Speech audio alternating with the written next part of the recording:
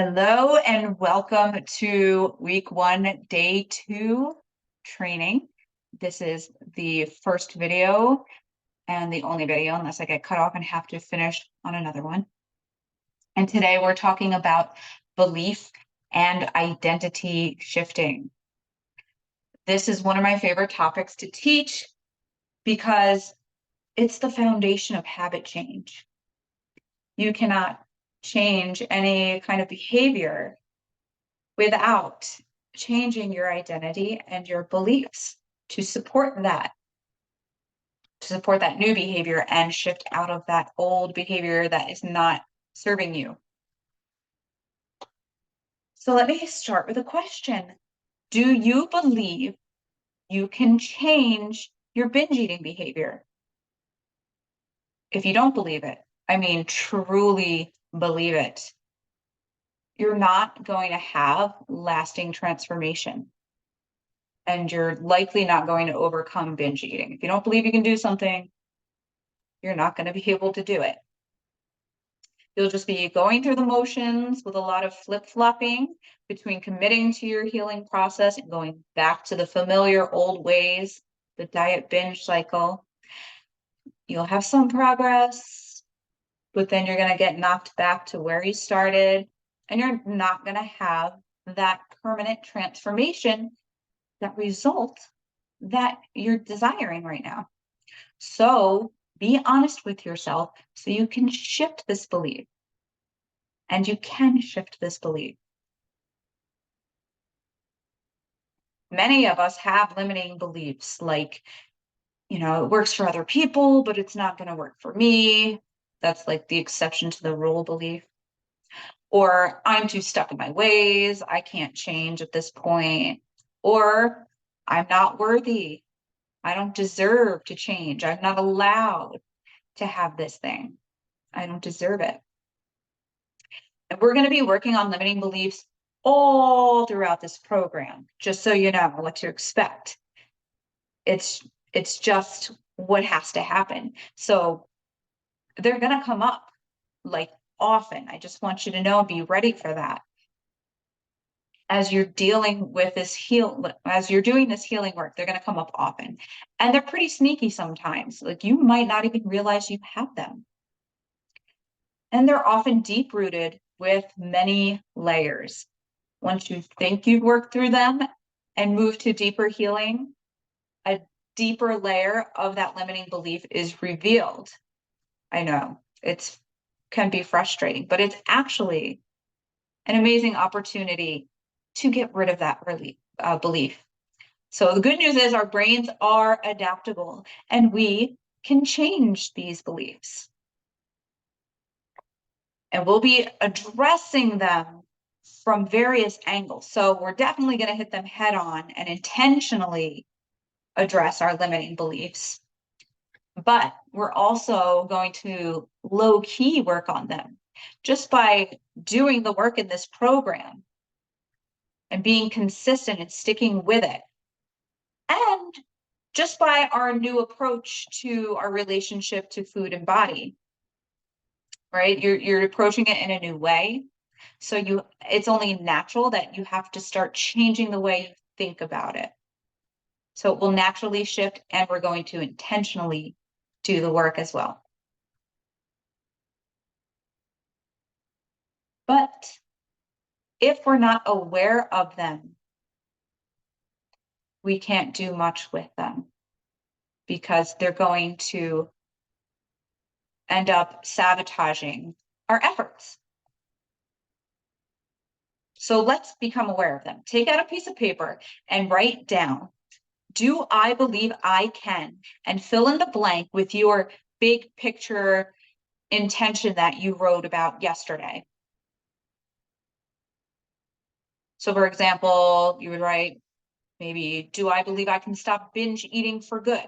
Or do I believe I can be a normal eater who only thinks about food when it's time to eat? Whatever your intention is, your desired result, fill in the blank and ask yourself, do I believe I can have this or be this or do this or accomplish this? And I'm going to ask you to pause the video in a second to write it down. But first, I just want to emphasize, take the time to really consider this before you start just writing, okay? So pay attention, right? Take a good minute there and ask yourself and search for the answer and pay attention to your thoughts and that inner critical voice and pay attention to how you're feeling in your body. How does it feel? Does it feel tense? Does it feel like it doesn't believe you? Okay, pause and write, and I'll be right here.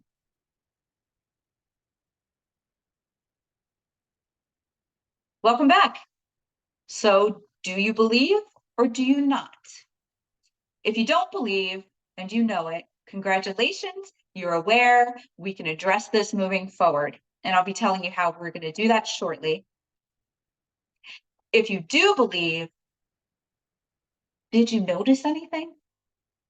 Did you notice any doubt or resistance in your thoughts? Like, what if I fail? I'm not sure if I believe this. I don't know really if I can, but I want to. So there's a difference between wanting to and wanting to believe and actually fully believing it. And sometimes when we've had so much proof of the opposite of what we want, we tend to believe that, and that limiting belief comes from that. Like so many times of failing on diets, right? Having to start over every time that you mess up and fall off track. Some people they see that as proof as why they can't do this, why they can never be able to heal their binge eating. And it is completely untrue. And it's really a matter of what you believe that's going to make or break your success in this. So don't worry, I got you. We're working on every little thing that could possibly come up in this program to ensure that you have the result that you want. Okay. So you may want to become very aware going forward of your inner state when you're doing this work and see if you can catch any of these limiting beliefs. Now, let's repeat this, but this time ask yourself if you believe you are worthy of having this desired intended outcome. Do you deserve it? Again, noticing any resistance that may come up. So take a good minute and be present with it. All right, pause and write, please. All right, we're back. Good job. Many of us have the limiting belief that we are unworthy and don't deserve good or even normal things. This is a core belief for me that I've been working on for years. I had to do so much work on this to be able to heal my relationship with food and my body. And I've gotten through some layers, but I still have more to go because I'm always a work in progress. But I definitely feel a lot differently than I used to. Like I said, it was a lifetime of this belief. It was a core belief. And so what a difference it's made, and I'm still working on it. So if you have this belief, you're not alone. And unworthiness beliefs come from an experience or a series of experiences, usually from our childhood, that we internalize to mean that we are inherently undeserving and unworthy of having our desires or even our needs be met. And it can also come later in life from something that happens, and it can come from diet culture, right? As value and status are given to those who are fit and lean and attractive by diet culture standards. Again, this belief can be sneaky. So you have got to look out for it and look out for signs that it's there so you can reprogram it. Our behaviors and self-sabotage are strong indicators of limiting beliefs at play. So let me repeat that in a slightly different way. The way you know you have a limiting belief around your worthiness or ability of overcoming binge eating is if you are self-sabotaging. Maybe you're falling off track and you don't follow through. You have some progress and then you take 10 steps back. You're kind of just in and out of doing the work and moving forward. Maybe you don't feel like doing it, or suddenly everything else is more important and you don't have enough time to commit to it. The excuses and the list go on and on. And why is that? Because your brain loves consistency.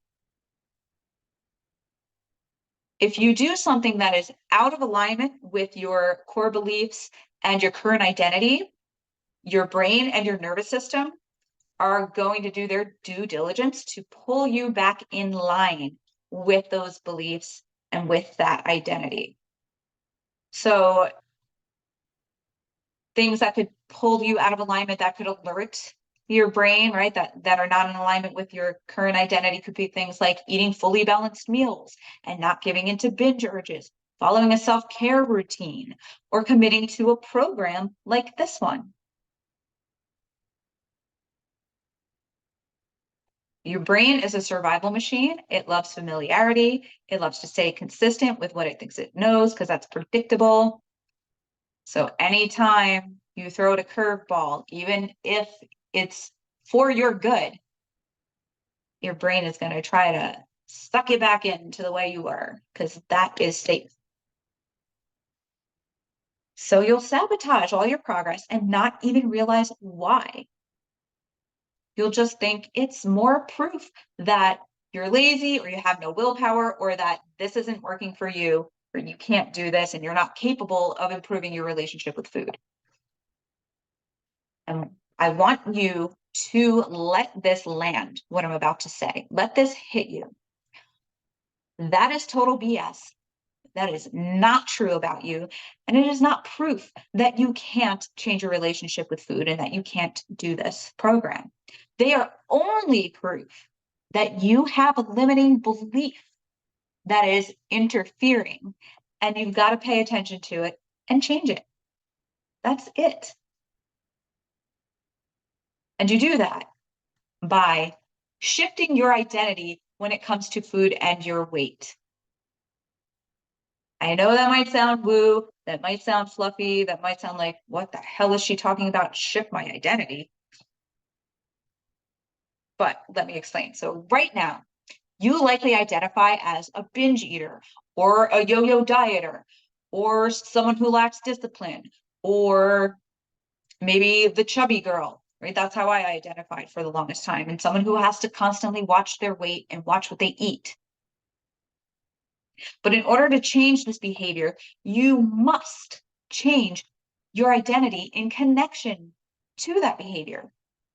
You can't do this, right, and have success and accomplish the result that you want if you're still thinking like a dieter, if you're still thinking like a person who needs to diet, if you're still thinking, identifying as a binge eater. It just won't work because you'll continue to do things, like I've been saying, to sabotage it and fall back in line with that identity. Is that like clear? I just want to make that clear. So how do you shift your identity? Well, first of all, I like to start off this way because I know how our subconscious mind works. And I know if you do anything too drastically, too much too soon, it's going to freak out and you're not going to get much progress. So you shift out of it in a way that your subconscious mind will accept and not reject. Right now, you've just begun to learn what it takes to improve your relationship with food and your body. You cannot jump from the basement to the 99th floor without hitting all the floors in the middle. So Your brain will reject the crap out of that if you do. It'll be really difficult to stay the course. Instead, we decide to no longer identify as a dieter or a binge eater or whatever you're identifying as right now. So we decide. That's number one. Decide that's not how I'm going to identify anymore. We pull it into our awareness now. So every time something comes up under that identity, the way you think, the way you react to things, the way you perceive things, the way your beliefs as that identity, all of that, whenever you notice it coming up, and you have to be diligent about being aware, you're going to decide to not believe it. But I'm getting ahead of myself, so hold on. So first, decide to no longer identify as that binge eater. We choose instead to identify as what you want to be right now, like what you're shifting into right now. And that is a woman who is on the path to doing what it takes to overcome binge eating, who is willing to try something new, who is willing to be open to the process, and who will do the things required of her. Okay? And as you progress and learn more about the qualities, right? Because how do you know what the qualities of, let's say, your new identity is being a normal eater or being a person who has a healthy relationship with food and their body? You haven't experienced that yet. So how do you know, right? That's how we get into like all or nothing expectations, and we don't want to go there. So we just take baby steps. I identify as a person who's on the path to overcoming binge eating, a person who has decided to no longer identify as a binge eater and is open to change, a person who is going to take the baby steps forward willingly to change. Okay? Does that make sense? And then as you progress, you start to identify more and more as the end result person that you want to be, as that identity. Okay. You shift more and more into that by doing these following 6 steps.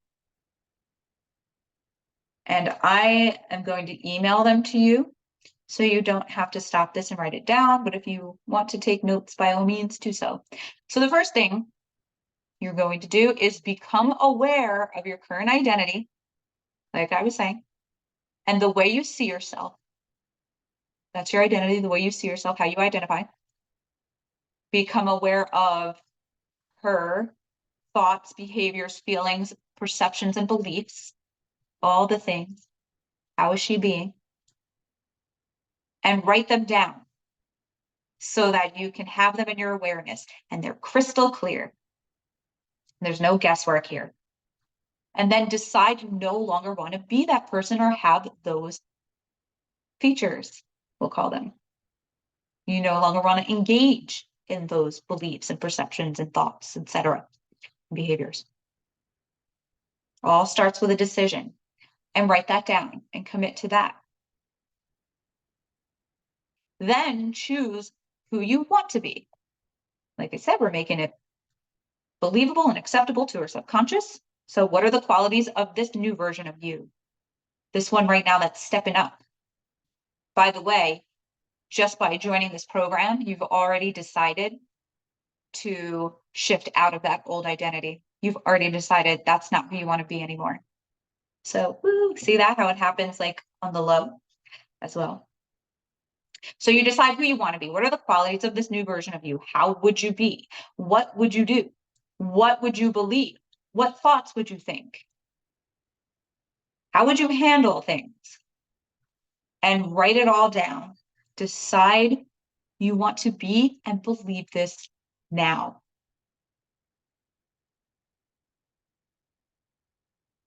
The second step, once you've decided that you are going to change your identity, you've got to do it consciously, intentionally. Don't just wait for things to shift on their own and you're just going to magically turn into this person just because you decided that's who you want to be. It takes work. So you've got to consciously do it.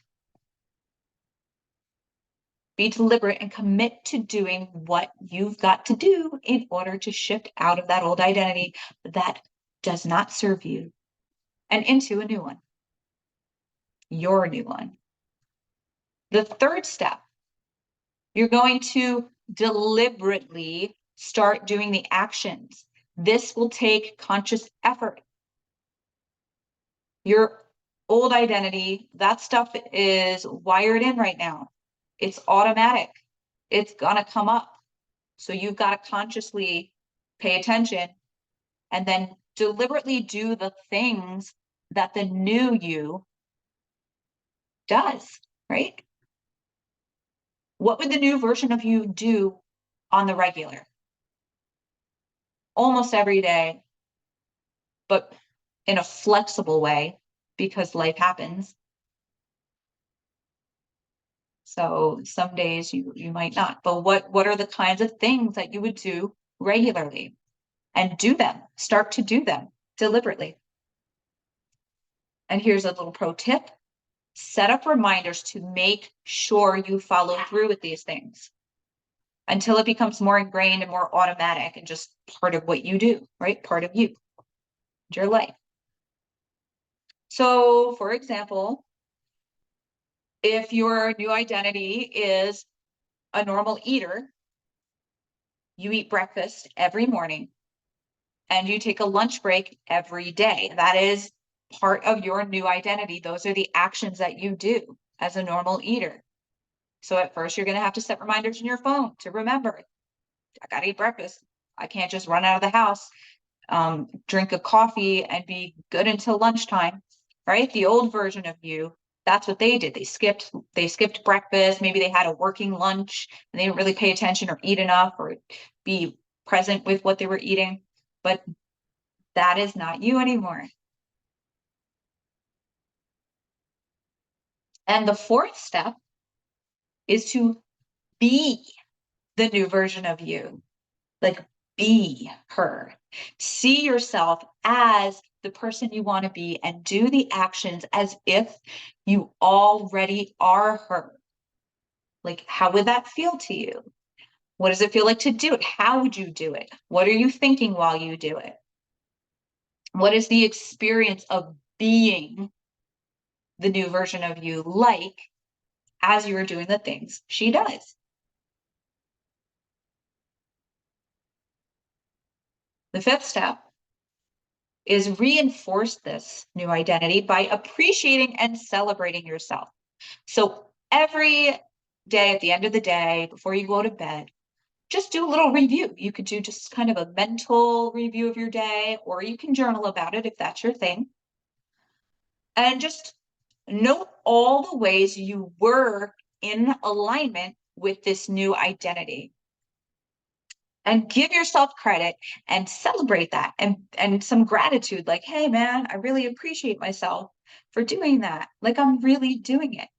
And see that you already are shifting. Like, it's already happening. So many times we get caught up in like, oh, I didn't do enough. Oh, the things I did were so small. I'm not there yet. I still have so long to go. And we make it like this big long thing that we have to accomplish. I don't know if you think you get a medal for making it harder and not recognizing what you're actually doing right now. But if you're doing it, then it's happening and you're shifting. No matter how small, no matter if you only did one thing that whole day in alignment with your new identity, you still did it. So see that that is proof that you are already shifting, and celebrate that. Instead of what the old you would do, and that's probably your default, it's going to be your default for a little while. And that would be like picking out all the things that you did wrong, noticing all the times that you were not in alignment with the new version of you and that you defaulted. We're not doing that. That's the old you. You're handling this differently now. Celebrate the wins. And that is what we do here. So you're going to have me up in your WhatsApp messages and in our sessions asking you, what did you do well? We got plenty of practice. And number 6, the 6th step to shifting your identity. When you fall off track, and you will, ask yourself, how would the new me, the me that I want to be, handle this? The old you would probably, with her all or nothing mentality, would give up or be like, oh, I've got to start all over again, beat yourself up, feel guilty, yada, yada, yada, you know the drill. But the new you would learn from this, right? She'd look at it. She would allow herself to make mistakes because they're expected and they're how you learn and grow. She would see what's the opportunity in this to learn and grow and pick right back up and move forward. That's it. No starting over, just continuing on, because that's all it is continuing on. It's just life. It's balance. It's not all or nothing, without guilt, without shame, without blame. And I'd like to emphasize, I said, beware of the all or nothing mentality here. Beware of it when you are choosing your new identity and when you are doing these steps. We were talking about do the things you would do regularly, but we do it with flexibility.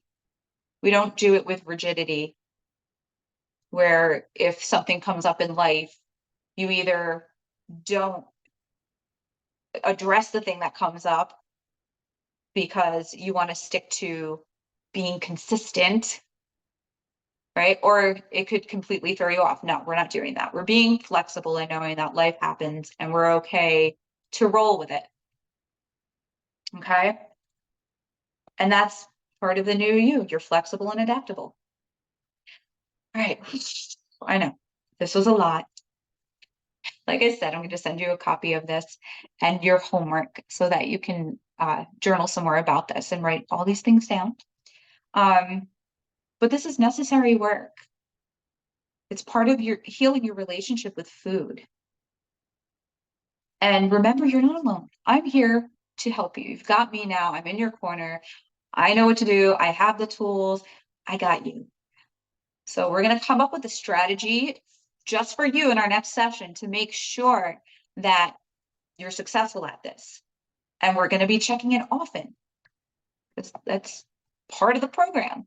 So if you're feeling overwhelmed right now, don't. It's okay. I got you. All right.